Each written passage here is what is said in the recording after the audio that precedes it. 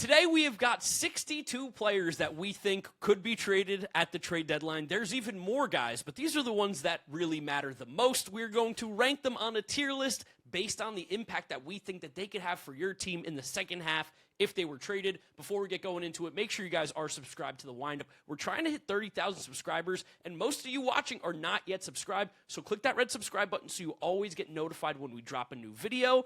Big shout out to all our members who get access to the videos early, and, of course, a shout out to today's sponsor, Prize Picks. You'll hear more from them later. James, it's a banger of a list. This trade deadline is going to be active. We're going to be outside. This is a monster list. I still think a lot of guys in this list are probably 30% or less likely to get traded, but Fair. we want to put them on there because they've come up in articles, whether they be by Jeff Passan or Ken Rosenthal. Their names are out there. Their names are floating around. So we want to at least tell you guys how good or impactful we think they would be if your team were to trade for them. Yes, and one of those guys is going to be Adley Rutschman, who I think just hit the IL, so it's probably going to make him even less. Basayo did. Oh, it was Basayo, but I think Rushman's also on it, is it not? Is he again? Is he on the injured list? I think he's back on it again. Wow, I know Basayo did today, but Which I didn't know Rushman did. Makes it less likely that Adley Rutschman gets traded, but I think He did with a wrist. You kept yeah. kidding me. That's funny. He's bounced back more to the player that he had been in the past. He's been getting closer to it. I do think he's probably in this good Paul player tier, though. I don't really know if he's impactful just yet. Also, trading catchers is weird. Yeah, I think he won't get traded because I think the Orioles are really trying to save a disaster season, and the American League makes that plausible if the Red Sox ever lose again. At the time recording, they're only 4 games out of the wild card with another game against the Sox tonight. But I would still say, just on the bounce back we've seen this year, healthy hopefully after this wrist with the insane defense, I think he's an impact player. You think he's impact? He is. Okay. He's maybe believe in him way more this season. And again, defensively, catchers like this don't come available, which is why he's not going to get traded, but if he were to, he's still an impact player. Before we talk about the next player, I want to give a quick shout out to today's sponsor, Prize Picks, America's #1 sports picks app. Use our code HMA when you sign up to get in on a special offer. Play your first $5 and win $150 in lineups if you win. Just use code HMA when you sign up, and remember to click the link in the description to download the Prize Picks app if you have not yet done so. Because Prize Picks is so easy to use, simply select more or less on a few different player picks, and then lock them into your lineup and see how they do. Would you rather just pick teams? Prize Picks has that too now. Just pick the winner, spread, total of any game or fight. For my picks today, I went with more than 6 strikeouts for Taj Bradley. I went less than 4.5 strikeouts for Ian Seymour against the Blue Jays. And then I went with more than 5.5 strikeouts for Troy Melton. He's been disgusting. Prize Picks is also available in most states, including California, Texas, and Florida. And like we said earlier, best of all, play your first $5 and get $150 in lineups if you win. Just use code HMA when you sign up. Thank you to Prize Picks for sponsoring today's video. Now let's get back to it. Now, we're not going to do Adrian Morejon as the second player in this video. We're just going to jump around right to Tarek Skubal right now. Yeah. Let's get this one over with. This is going to go in our sick AF tier because, Tarek Skubal, when healthy, is arguably the best pitcher in baseball, and it is feeling more likely, even though the Tigers are in it, that they still might trade him. There's been more crumbs being dropped. Ken Rosenthal put out an article talking about how the Tigers are actively seeking controllable young pitching. He threw out some names that seem to be linked to these trades. Usually when you hear that stuff, it's because the Tigers are seriously considering moving him. And A.J. Hinch gave a comment, I think it was before the game on Monday or Tuesday or something, that every single day the Tigers are playing a Game 7 to keep themselves in the race. So yeah. That kind of tells you that if they go even like 500 for the next week, they probably just move Skubal, get it over with, and try and put themselves in better position for next season. And whoever gets him automatically probably becomes a World Series contender, even more than they already are. And all the teams have been linked: Dodgers, Braves, Brewers, Phillies, Yankees, Rays. You get Tarek Skubal, you are automatically more of a World Series contender than you previously were. And if the Dodgers get him, then they're the Death Star. Yeah, which I don't want to happen, but I feel like it probably happens. It feels like they probably have the best package, truthfully. Pause. Yeah, it's a mega pause. All right, Adrian Morejon. I believe he's on an expiring contract at the end of the year. Good left-handed reliever. Great left-handed reliever. I feel like it's tough, though, to put that kind of player in impact, right? He's probably just good. I was going to argue for impact because I don't know how many relievers better than Adrian Morejon.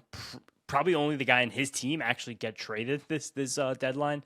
And I think an impact, I don't know. I'm trying not to do the Ryan Helsley thing from last year. I just don't think Adrian Morejon's going to forget how to pitch wherever he goes. And not even just in terms of lefties, in terms of all relievers in the league, I think he's someone who can change a team's fortunes in their bullpen.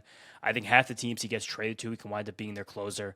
He's not due very much money. So again, a lot more teams will be in on him. I would say impact player. If you don't want to say lefty reliever can be impact, that's fair, but I think he's one of the best relievers that's getting moved. I think because of the guy that's actually right next to him in AJ Minter, I do consider AJ Minter like the step below Morejon, which would probably make sense to them put Morejon in impact because AJ Minter's not a warm body. That's still going to be a left-handed reliever who gets big outs down the stretch for a team in the postseason if they were to reach that.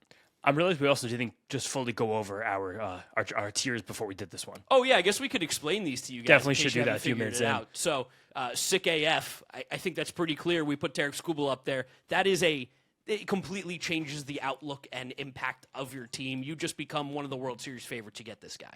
Or at least dramatically changes your own World Series probability. Yes, impact player is someone who is going to probably be a guy that gets you to the postseason, can change games for you, but again is not Tarek Skubal level. Take on a strong role, comes to your team. Again, we think you become a high leverage reliever. We think you wind up hitting in the top 3 or 4 batters in your lineup. Someone who can make a massive difference. Good ball player. You are going to be a positive for the team that acquires you, but you are not going to be looked at as one of the best acquisitions at the deadline. Yeah, that one's self-explanatory. Then we wanted to add wild card because there's a few players on this list who've just been really chaotic or really streaky in their careers, who you could catch a jet stream and totally change your fortunes, or you might overpay for someone who is like riding the bench in September. Yes, which we've seen with a lot of the guys that we're going to put in that thing. Warm body is basically you are on the 26-man roster and you are not causing any harm to the team that has you. Yeah, maybe you help get you to the playoffs, but you're not really a lock for the playoff roster. And you probably didn't even expect to be a lock for when the team traded for you. No, and then cold body is going to be the guys. It's like, he got moved, probably shouldn't have, was a net negative to the team.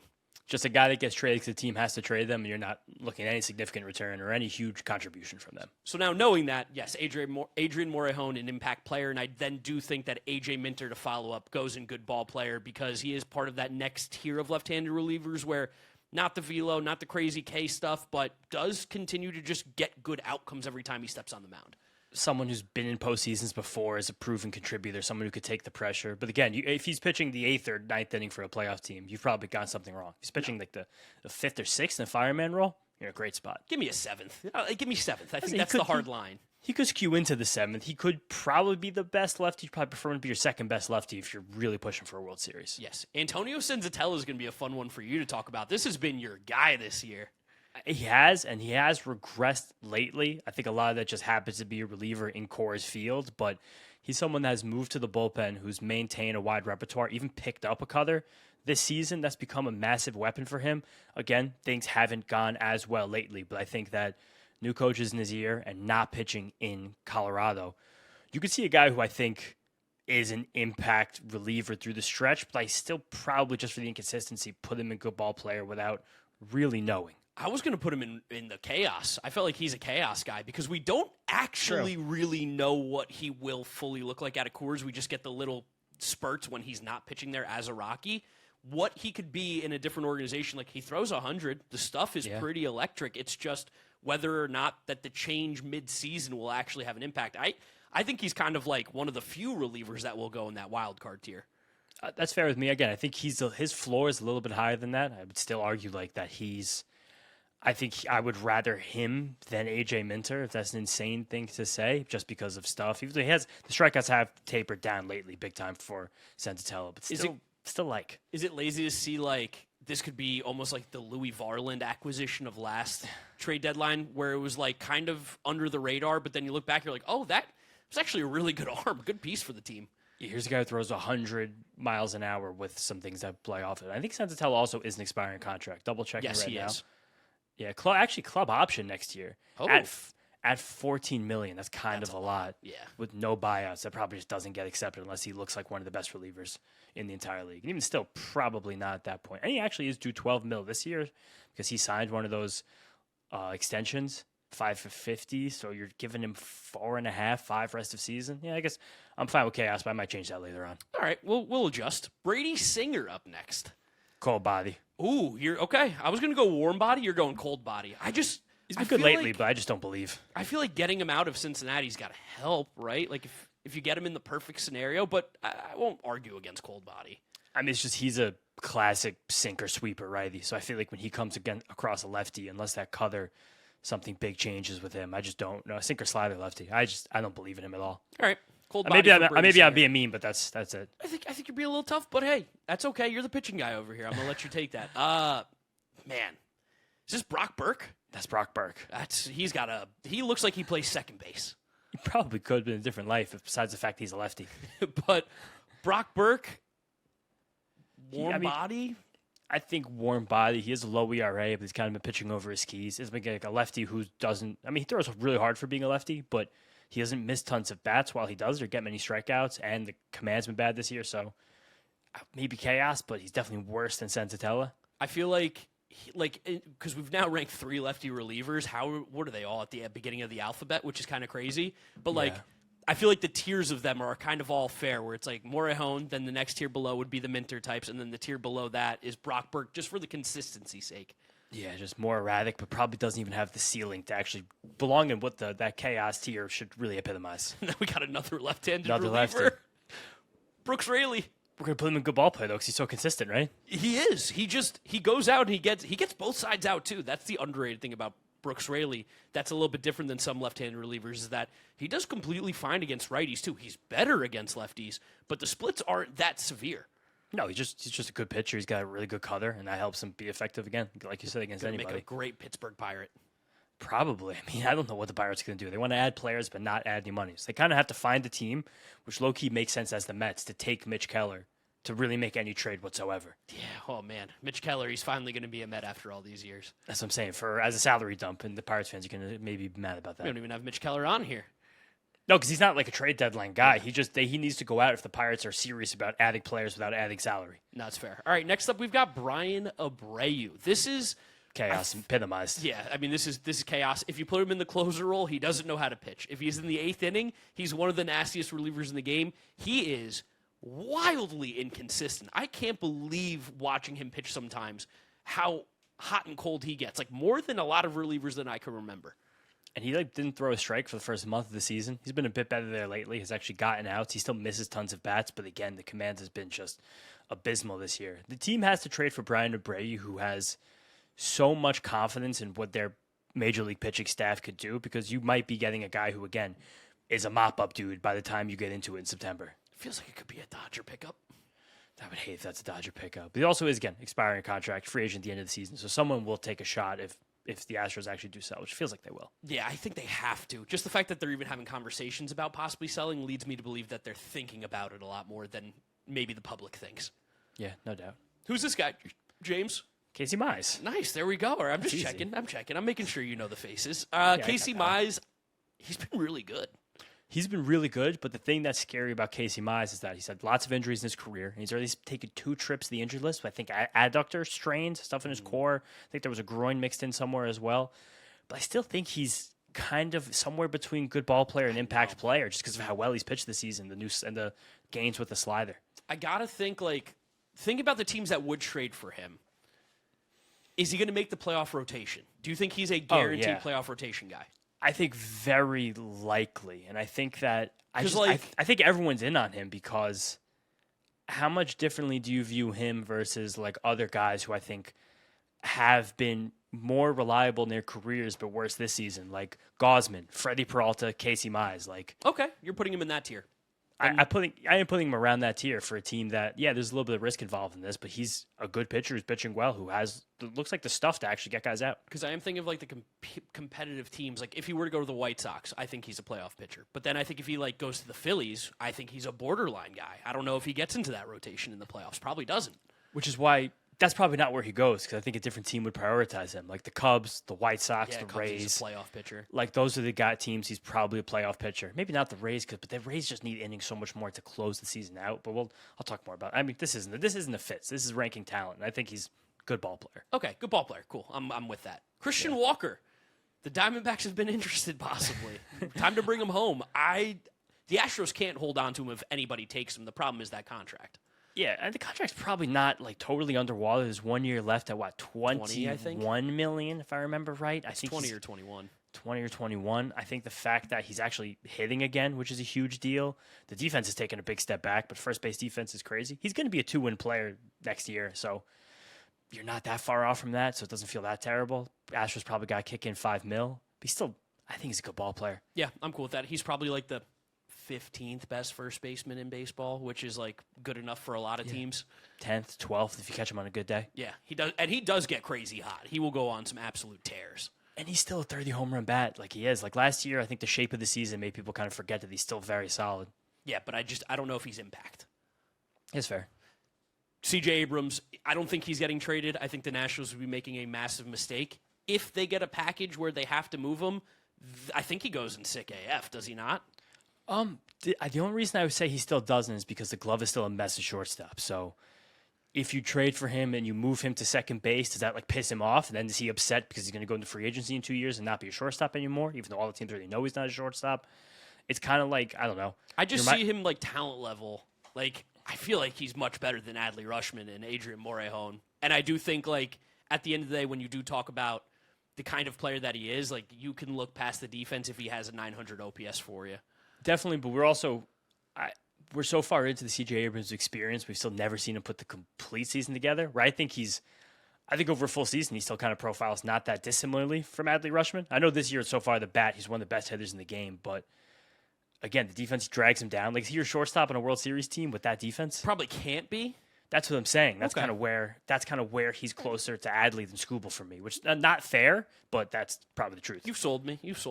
It's just, I guess the other examples that are up here are just not. How are you comparing Tarik Skubal to Adley Rutschman is really more of the sentence. But I think that's fair. That's why we do these tier lists, because they're nonsense. All right, Clay Holmes hasn't thrown a pitch in a couple months, but when he was pitching earlier this year, he was fantastic. Yeah, he's probably a good ball player just for that. Like, he's going to wind up being an innings either sinker baller for a team that goes to the postseason. And if you don't want him in your playoff rotation, you probably just make him a swing man or playoff bullpen, which is really valuable. Yeah, he's a good baseball player, and his injury, like, luckily is not anything to his upper body or his arm or his shoulder. So, like, as long as he like literally just gets on the mound again, you're gonna feel okay. It's also his push leg rather than his plant leg. I'm pretty positive because his right leg. Yes, thinking about it in my head, so it should be even better just in between the two legs. Dalton Varsho.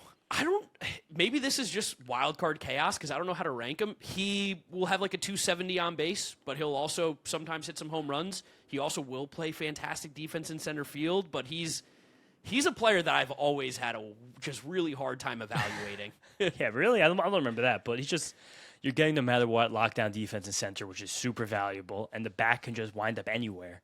So does the floor of the amazing defense in center field automatically make him a good ball player? Probably, because even at the worst, he's like a league average hitter. He's been worse than that this year, and the power has totally disappeared from where it was last year. But he's always just so all over the place. Yeah, that thing this year where he was like, "What if I swing a lot slower?" Yeah, I know. Tried to make more contact, and he's made a lot more contact, but lost all the power. Probably a bad trade-off for him, one that I thought was going to be helpful. But I still think the floor of the defense makes him a good ball player for me. I'm cool with that. That's fine. Who is that? Who Emilio is this? Pagan? Let's see. Yeah, it's got to be.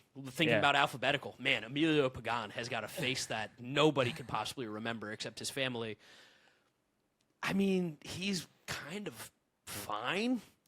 I was going to kind of lobby for wild card chaos because it's been quite a bad season, but it's been some injuries that made it, some inconsistencies that made it bad. But I don't know. The strikeouts have really tailed off compared to last year. The stuff has really tailed off compared to last year. I think warm body. I think the velo's down too a good bit. Only a little bit.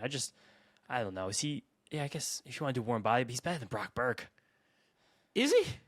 I think he's better than Brock Burke. This is a guy last year had 30% strikeout rate and a whip under 1. But this year. Yeah, no, and that between 34 and 35, the way he was viewed as a free agent by all the teams this winter, maybe that's why this actually makes sense, but I still think he's better than Brock Burke. I think they probably both end up pitching similar roles where it's like 6th, 7th inning. Yeah, that's fair, I guess. If Emilio Pagan's coming in late game for you, you're probably in trouble. It's a good reason why the Reds would want to not really have him. And Brock Burke gets a little lefty bump. We also now have this Reds triangle at the bottom. Well, get ready, because we're going to add another red to it. Eugenio Suarez. I think this is the definition of wild card chaos.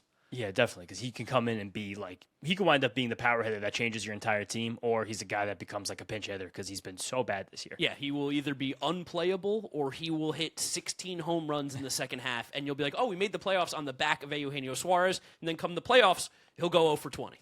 Yeah, which, again, totally fair. Can't play defense either. He is strictly a DH now. No, it's sad, too, but it's something still. Can I interest you in Foster Griffin, impact player? I was just going to say good ball player, but I mean, honestly, if you want to, he's pitching that well right now. But then I would ask for Casey Mize to move up there as well. Okay. Foster Griffin.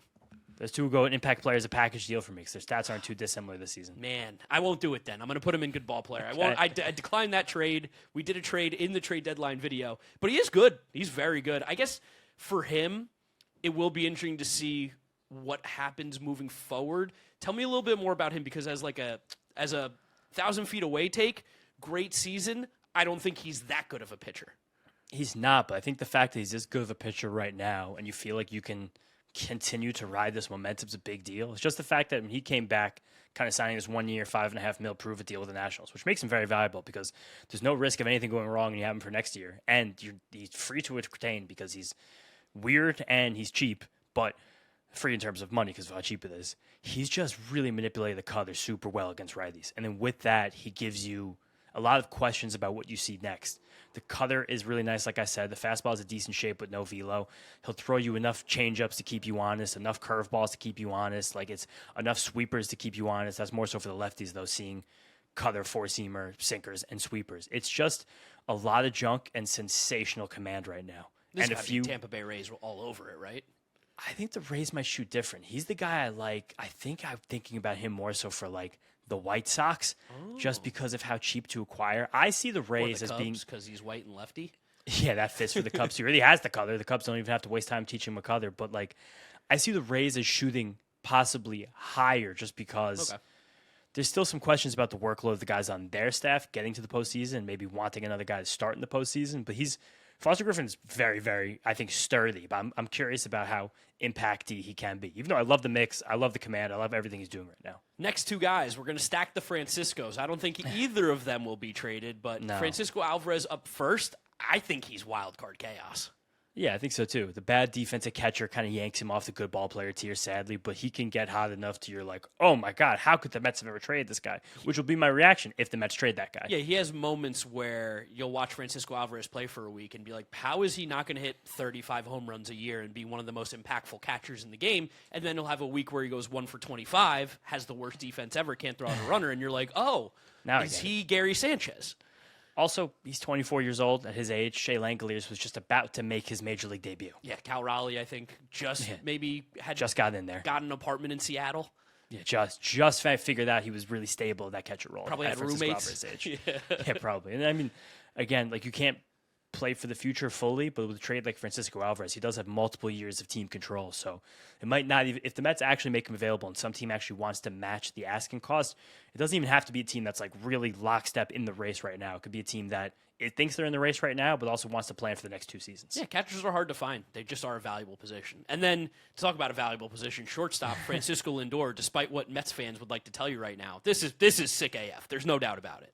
For sure. Francisco Lindor's played, I think, 41 or 42 games this season. He had elbow surgery in the offseason. He broke his handmade bone right when spring training began, and he strained his calf at the end of April. It's been a weird season. It's been a choppy season. His head seems out of it because he makes tons of mental mistakes at shortstop still, but for the rest of the season, I think you would still get one of the better players in baseball. Under the hood, everything's the same, if not better than it was last year when he had, 6.5, 7-win season? I was a little mad. I saw him on the Pass and Kylie McDaniel article, and they talked about how all the physical stuff has dropped this year. And they mentioned bat speed. I'm like, that's untrue. His bat speed is better than it's ever been.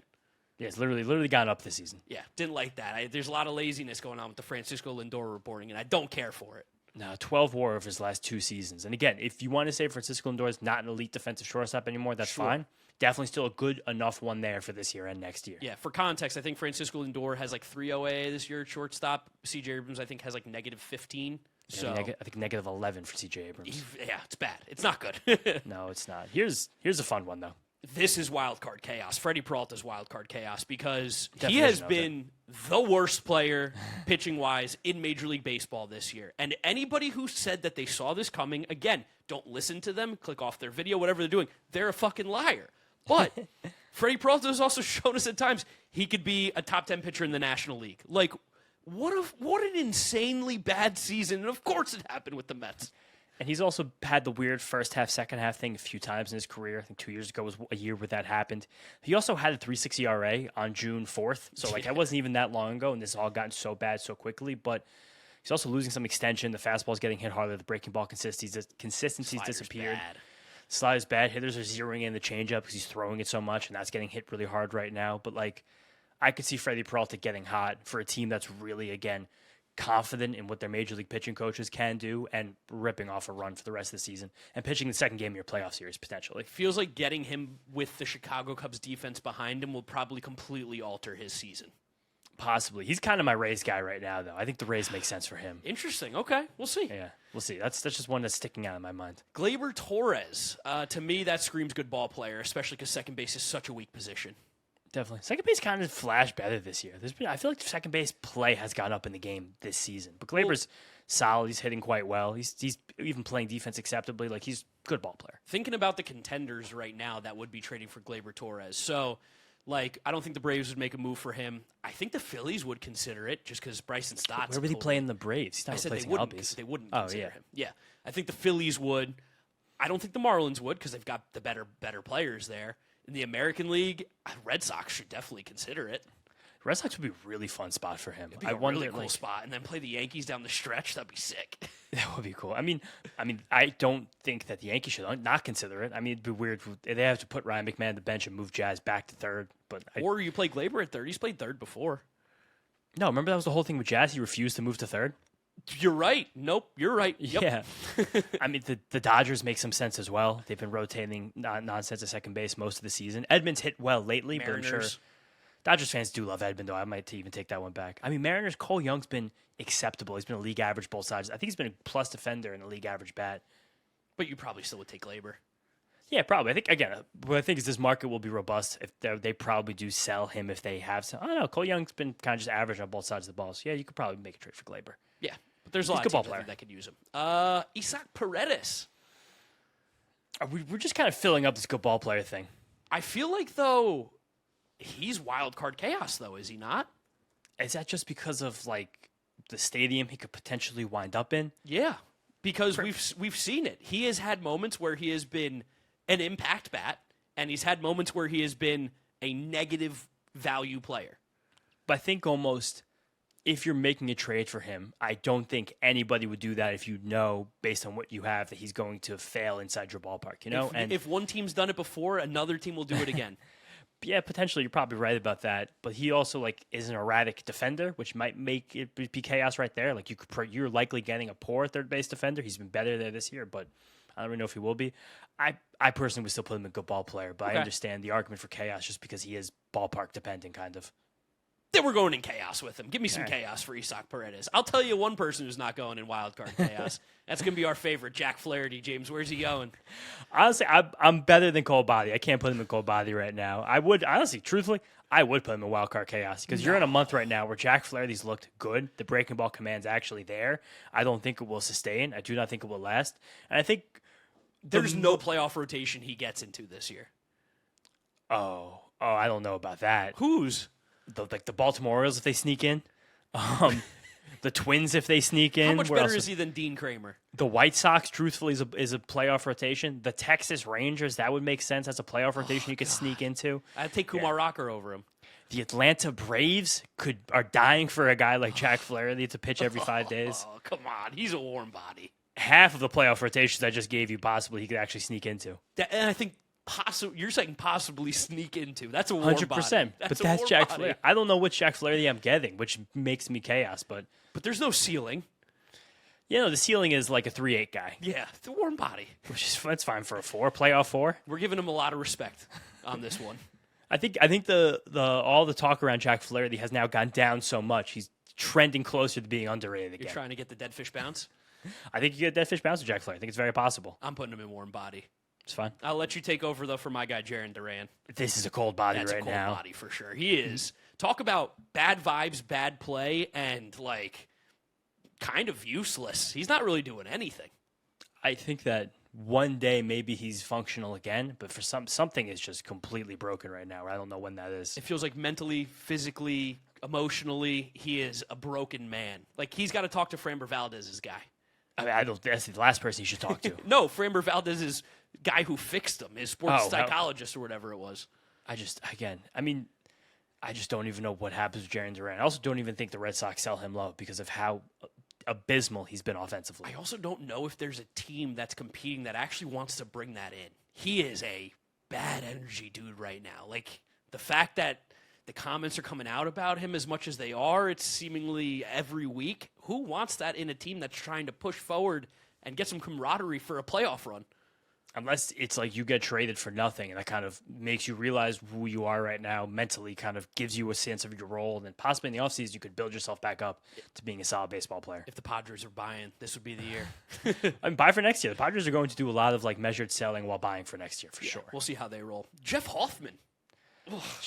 This is classic wild card chaos because you have a reliever who can't keep the ball in the yard, and he's due a good bit of money next year, but everything underlying says you're probably still getting a good reliever on an inning-by-inning basis. Is he striking out like almost 30% of the guys still? Is that something that I have right? Oh, his striking out over 35%, actually. But he's like a 6 ERA. Yes, 4.5 right now. He's been pitching better lately. Good, right. Which is basically the same ERA he ended with last year, just a higher whip. But he's missing tons of bats. The stuff still super flashes, and I think he could be this year's Louis Varland at the trade deadline. He could wind on the Blue Jays. but I think he's a guy who could wind up being an impact guy, or you could not keep the ball in the yard. Definitely. He's a wild card without a doubt. Jeremy Pena. This is going to be the impact player sick AF debate now. I think it's more of impact player. I think so too. I'm glad you said that. Yeah, I think there's so much of Jeremy Pena's game that still runs good, not great. But I think it all comes together to be a very solid profile. But I think like the Braves would be. This changes the Braves a lot if they get a Jeremy Pena. Definitely. It changes the Braves a lot, changes the Rays a lot. I just still don't know if the Astros even get offered enough to actually move on. I think he's multiple years of control left. He's older years, but the interesting thing is apparently, like last year, they almost signed that extension with him, and then he, I think, hired Boris, which means that he's not going to sign the extension, and that's basically waving to the Astros, hey, we're going to hit free agency, so maybe you try and move him, but there really hasn't been any indication they are. Yeah, 1 year of team control left. Right now he's 28. Next year he'll be 29. So profiles to be a free agent at 30, which he has to have a really good season defensively next year, I think, to get like a real contract. contract. But teams get the Dansby contract.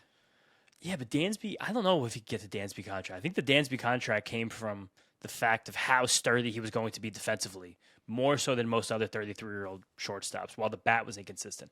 I think Pena hits enough over the length of his contract, but I don't know. He's been a very good defender, but I always get scared of shortstops over 30. All right, yeah.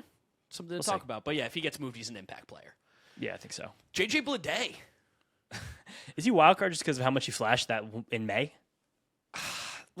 Or is he just warm body because that's probably who JJ Bleday is realistically? I think if you take him out of Cincinnati, he's probably a warm body because he's not even really a center fielder. He's a platoon corner outfielder. Yeah, he's a strong side platoon corner guy. Yeah, that's fair. I think we could see what the problem was with the Reds going into this year.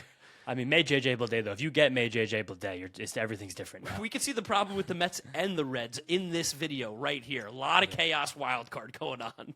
Yeah, right. I mean, it sometimes works, sometimes doesn't. Joe Adell. I kind of like Joe Adell. I think he's getting hot right now, too. He's a bad defensive player, and that hurts him a lot. But, you probably get a guy who just does a classic, 310 OBP with a 30-homer pace when you get him. And that, to me, is the epitome of the wild card player. Yeah, I think that's where he goes. Because, last year he was hot for the entire season. He put up some of the most home runs in Major League Baseball, but he is dog shit in the outfield. I know he robbed 3 home runs in one game, which is also the what are we talking about here? I know people are going to comment that. He's not bad in the field. Did you see him rob home runs? But have you seen him catch a routine fly ball? It's an adventure. It's not very good. He also swings and misses a ton. It's low chaos. Yeah. I believe in our wind-up watchers and listeners. I think they're very aware of the Joe Adell deficiencies and strengths. Yeah, I hope so. Joe Ryan. We're going to put him in sick AF? I'm putting him in sick AF. Yeah, I think he belongs there. He's one of the 15, 20 best pitchers in the game. Yeah, I think about there. It's funny that he was having a season that, it was oh, Joe Ryan, next step, 1 start, gave all of his ERA back. 6 home runs. Yeah, and that does happen. He does give up lots of home runs, which really scares me for a playoff pitcher. But he's just if he's pitching game 2 of your playoff series, you feel great. I also just don't think he's getting traded because the Twins seem like they do not want to do that ever. I'll give you some other playoff pitchers in the past that give up a lot of home runs. Have you heard of Max Scherzer? Yeah, sure. Garrett Cole? Again, little different, but yeah, sure.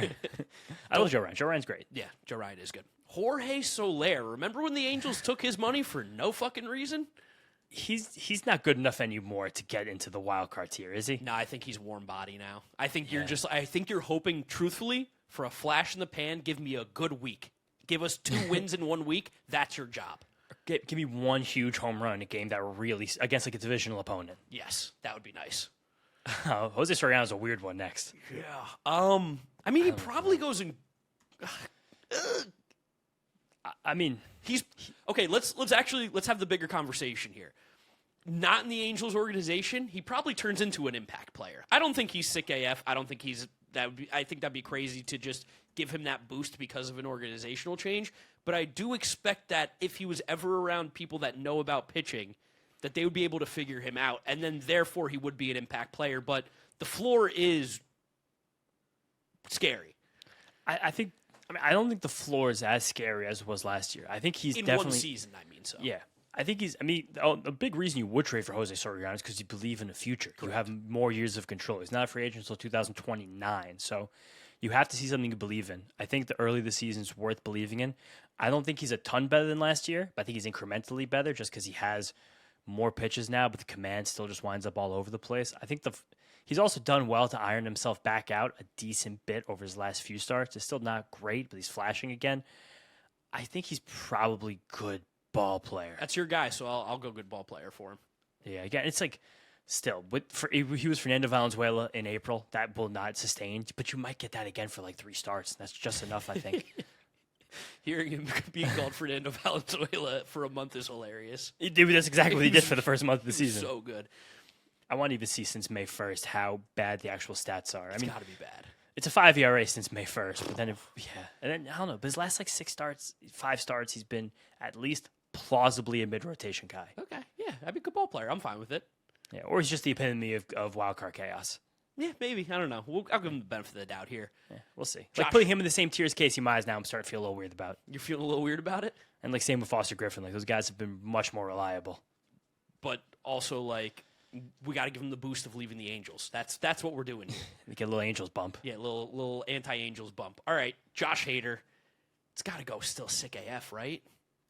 Yeah, I think so, especially if we're not even considering the contract, which is going to be really hard to move. Yeah, just quality of player we're talking about here. He's just been so awesome coming off the injury that is really, really worth trusting heavily again. Yeah, again, not talking about contract here, but like when you think of like the big left-handed relievers that have been moved at the trade deadline, Aroldis Chapman, Andrew Miller, the guys who have actually made differences on their teams, Josh Hader would go in that same conversation. And what's funny is it happens every couple of deadlines for this guy. Yeah, literally. And he's still a rung better than Adrian Marjon, who's a rung better than Minter and Brooks Raley. Without a doubt.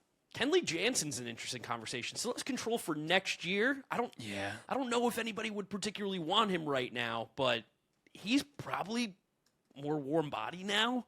Yeah, it is sad about a legend, but he is just a warm body at this point. Kevin Gausman. It is a club option next year in Jansen, too. Just want to shout that out. So you don't need him for next year. It's a $12 million club option with a $2 million buyout. Yeah, actually, that makes him way more enticing then. Yeah, but I think he's still a warm body for our purposes here. Yes. Kevin Gausman. Gausman's a weird one because I just do believe in him, even though the last month has been abysmal. I feel like if you're a team, like, again, who you really believe in what you can do with major league pitchers like the Brewers or the Rays or the Dodgers, like you go in on Gausman, you help that fastball command, get out of this dark spell it's in. I think Brewers are on his no-trade list. What? Did you see this? Oh, you didn't see this? No. Oh, his no-trade list got leaked, apparently. And the names on it, are you ready? Yeah. Reds, Brewers, Tigers, Athletics, White Sox, Pirates, Mariners, and the New York Mets. Oh, that's ass. I'm about to do a video where I have him going to the Brewers. I've changed that up now. Well, that's not happening. So you're still putting him impact player? I still think he is. He's a guy who's going to be in a playoff rotation. I would be shocked if he's not. I don't know. I feel like he was good for the Blue Jays in the playoffs too. Like he's been so bad for like 5-6 starts now. But doesn't he do this every year? Well, every year since he's gotten like worse, he does it more so. But like it's since June 1st, like 6.5 ERA. You trust Casey Mize as much as you trust him? I think the only thing I don't trust about Casey Mize right now is health. Okay. Like I'm telling you, I'd reshuffle some of these pitchers. I would consider moving Mize up 1 and Soriano down 1 right now. Okay, I'll do it. Yeah, do it. I think that's... And you feel better about this now? Would you want Gausman in good? Where's Wade? Where'd you just put Gausman? Gausman's an impact. Oh, yeah, but the thing about it, can I really put Gausman below Casey? I mean, no, you can't. Based on this year, we probably should, but like... I think it really depends where Gausman goes. I think taking the Brewers off that list kind of sucks. Now I feel like maybe he's the Ray, and maybe Freddie Peralta winds up somewhere else. But it's been too good too long not to trust. Yeah, I think that's kind of where I stand with him. Yeah. Lane Thomas, going to be a Cleveland Guardian again. Is he a warm body or a cold body? He has a 730 OPS this year. It's a warm body. That's a warm body. That's not cold. He's not been negative. He's still very fast as well. And I think if he winds up playing a corner, because I think the Royals have been doing a lot of center field with him this year, and he's been terrible at it. Yeah, that's confirmed. A lot of center field has been bad at it. So Yeah, in he's the almost corners, never been good defensively at center field. he's probably more so just like a really functional fourth outfielder on a real World Series contending team, or he body. he saves one of these wild card teams. He's Alex Call of the Dodgers last year type player. But he's like, is he like the Aaron Judge of Alex Calls? Like he's much better than Alex Call. He's much. But I'm saying like that's the role where it's like a good team gets him to help out every once in a while. Yeah, or a not so good team gets him and like, please save left field. Lars Nootbaar. I don't think they're going to trade him. I don't think you can trade him either. I'm actually surprised he's even on here. Yeah, I don't think they're going to trade him. But if they were, I feel like he is a good ball player. I think so too. He's kind of proven that over time that he's at least good. I feel like he gets overrated for all the StatCast stuff, but he still winds up being good. Yes, that's kind of where I feel like for him. I don't really want to have too much of a conversation because, again, I don't think he gets moved. No, me neither. Luis Arias, is he an impact player this year? 100%. If he's playing this good at second base, he's 100% impact I agree. player. If you have some of the best second base defense and you have a 330 batting average, it is going to play. There's no way it doesn't. I'd almost love him on the Red Sox. Oh, he'd be sick there. But he's going to be a Tampa Bay Ray. I think he's gonna be a Ray as well. But I think that's another team I'd love to see him hit in between the three monsters. Just get on base at a 350 clip right before Caminero and Aranda. And just like such an upgrade over the Fritchie Palacios, Ben Williamson platoon. That righty-lefty of Yandy, Arise, Caminero, Aranda. That would like low-key be one of the most fun top fours in baseball. Actually, especially as like a legit table setter for the animals. Luis Castillo. I don't know. He's, I think, benefit of the doubt warm body, but he's pitching like a cold one. He's turned it around a little bit lately. I'm just frustrated that he's been so moody this year. As a veteran who's always been regarded as a good clubhouse guy, like it's kind of frustrated that he's. I understand why you don't want to lose your spot to these younger guys as a veteran who've done it less time than you, but you're just the worst guy in there right now. I don't know where he gets traded to. Like, does a contender even take him? Probably. Is that just like a money thing? Yeah, I'm trying to think. He has what, like 2 years at, I want to say like 24 or 25 left a year? I think it's about that. I'm pulling it up right now. Just trying to game plan of teams that could even go after him. He has next year guaranteed 24.1 and 2028 vest with either 180 innings in 2027, which feels very unlikely. It's not gonna happen. Or if Castillo misses if he misses 130 days from 25 to 27 due to UCL injury, it becomes a $5 million team option. That has not happened. Okay. So that options will not vest. So it's 1 year, $24 million. I mean, he's probably not going to be a playoff pitcher for a team, so it's probably warm body. Definitely not. Yeah, I guess it is just warm body, sadly. Luis Garcia. I mean, talk about an impact player. I mean, should we tell him an impact player at this point? Like, I'm sad that the Nationals are leaning towards selling because they actually have a chance to get a playoff spot. They just don't have a pitching staff that can do it, and they don't seem to have the impetus to buy. And he's sadly. hitting free agency, right, at the end of the year? He might have one more year, but I do think it's either this year or next. He was a COVID year call-up, I believe, because he was like 20. Yeah, he was so young. No, next year he's under team control. 4th year of arbitration, so he'll probably actually get like 9 or 10 mil, which is kind of funny to think about. Where are we going to put him? Impact player? The way he's playing this year.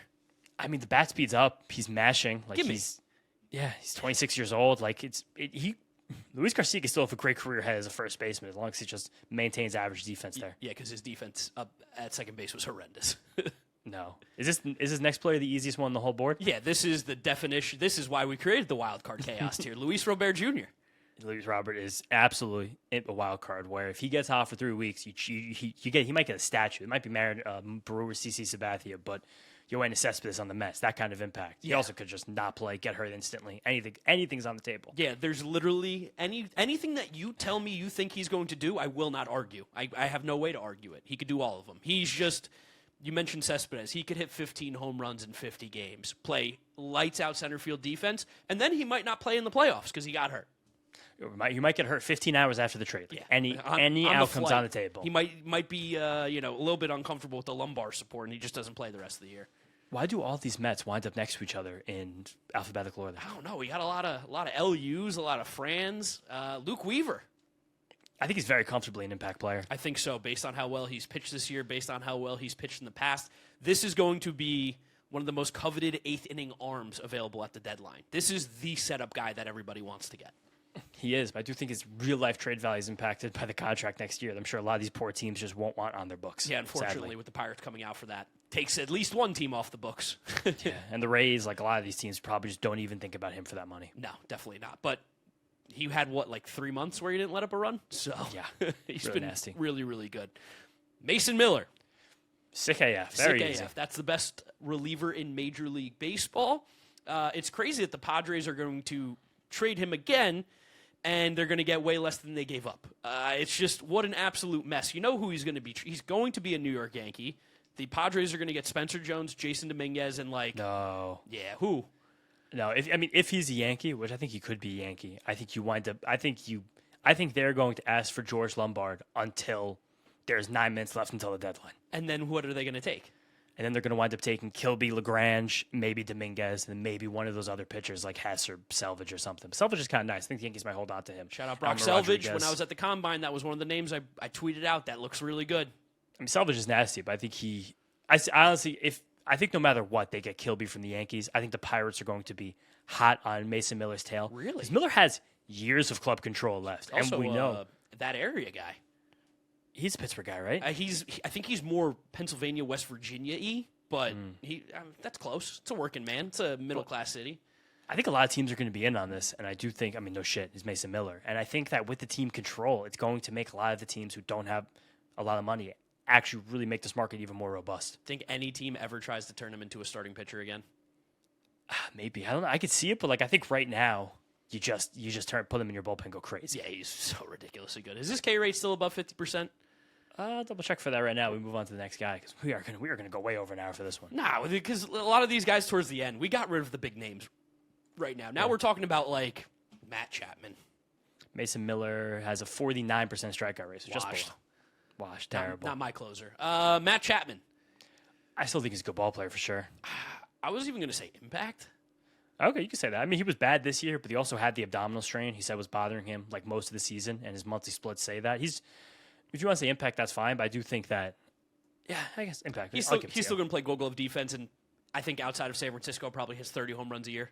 Yeah, probably still. The contract's just horrendous now. For what you just said, it's actually not that bad, but you can't sell that without seeing it this season. No, it's impossible. Matt Shaw. I might be willing to put Matt Shaw on wild card just because we still have a really recent, highly regarded first-round pick who had to make a major swing change early in their big league career and now has become a utility guy instead of being what was supposed to be a very sure-handed third baseman. And he's still holding his own, hitting league average, playing fine defense at a lot of different spots. I think there's still a good, decent future for Max Shaw in the big leagues. I'll give you a wild card. He's a hard one to judge because I think he is ultimately, like you said, a utility player. But we've seen that utility players can make a huge impact in a playoff run, especially if you get hot. Just plug and play at different positions for matchups. It helps.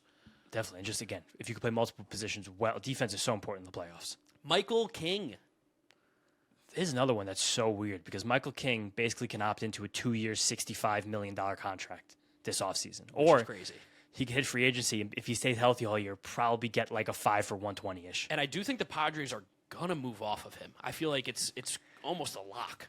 And they're going to try to, but again, you knock half the league out when a 2 for 60 is just 2 for 65 is just on the table if you make the trade for him. Where would he rank him? Is he impact? I think based on what we've seen this year, it's just good ball player. But I think Michael King can flip a switch, but his floor is higher than with the wild card tier. But I'm not confident enough. Yeah, I'm not confident enough in the rest of season ceiling with how poor his command has been to make him an impact player. What about the All-Star Michael Wacha? I don't think he gets moved either because his contract's just a little long. And same thing, what the teams are competing, I don't think they're going to take that. Is it long? I thought it was just one more year. I think he just signed last year. I think he's got 2 more years after this. I think it was a 3-year deal. No, it's a club option for 2028 with a $1 million buyout. Only $14 million, so maybe, but it's only one more guaranteed season. One more guaranteed season. Okay. like he's better than Warren Body. Yeah, I guess he is a good ball player. I guess. I mean, it's kind of He's kind of Foster ugly. Griffin-y. Yeah, and I guess maybe Michael King then should be impact because he's better than those guys, but he just hasn't pitched it. But he still keeps runs off the board. He's a tough guy to rank right now. Yeah, he's a difficult one. Maybe that's why he goes in good.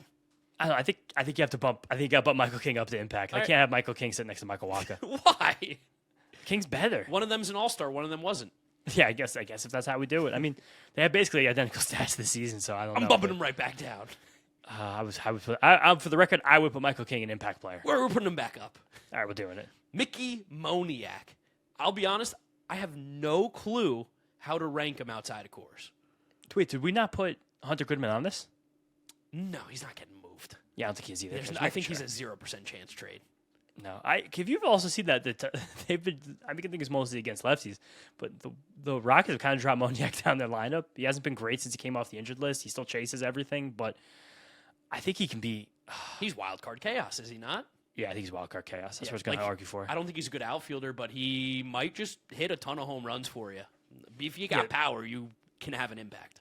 I mean, the power's not a joke. He's 28 years old. Like that's good enough for me. Miguel Andujar just went on the IL. Sad. I think he's a warm body. Classic warm body. Yeah, like you find a spot for him a couple days a week, but you don't really want him playing every single day. No, that's okay. Nathaniel Lowe. Warm body, perfect. Warm body. No, not cold body for him?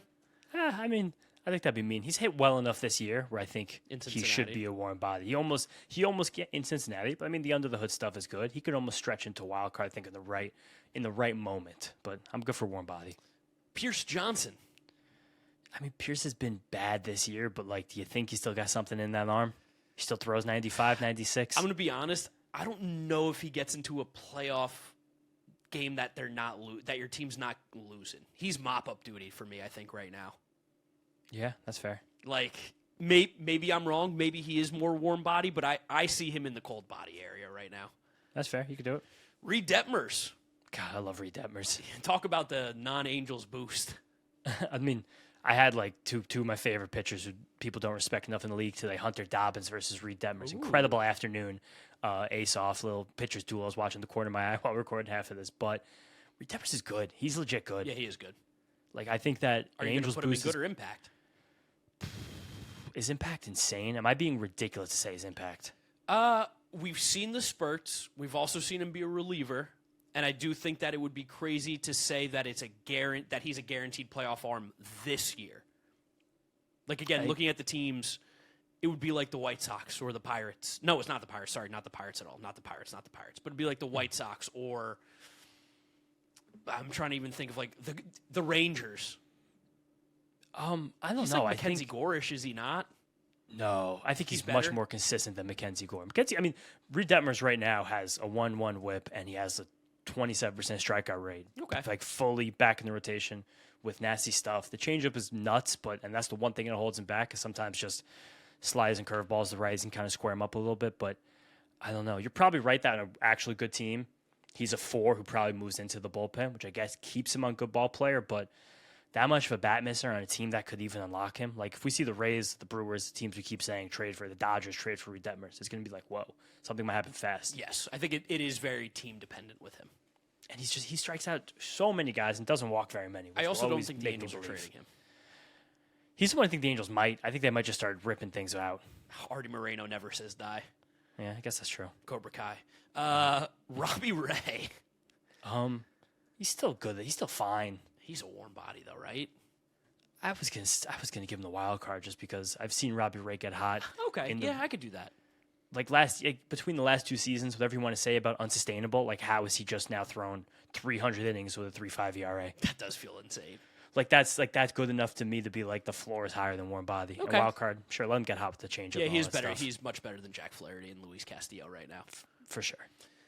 Ryan Jeffers, impact player. I think so. At the catcher position, being able to get that defense plus bat. That's something that could change teams, and it very well could change the Yankees season, considering how much of a black hole that position's been for them this year. He's an unbelievable fit for the Yankees. And also, the only thing I'm worried about is the handmade bone. He's actually gotten to power since he came back, so I'm in. Yeah, I think, especially given the position, just getting that offense there would be huge. Yeah, totally. Seth Lugo's warm body. I'm sad to say he's a warm body, but he is. Yeah, and his contract is something that I don't think any team would be interested in. I think you're going to see the Royals give some money with that.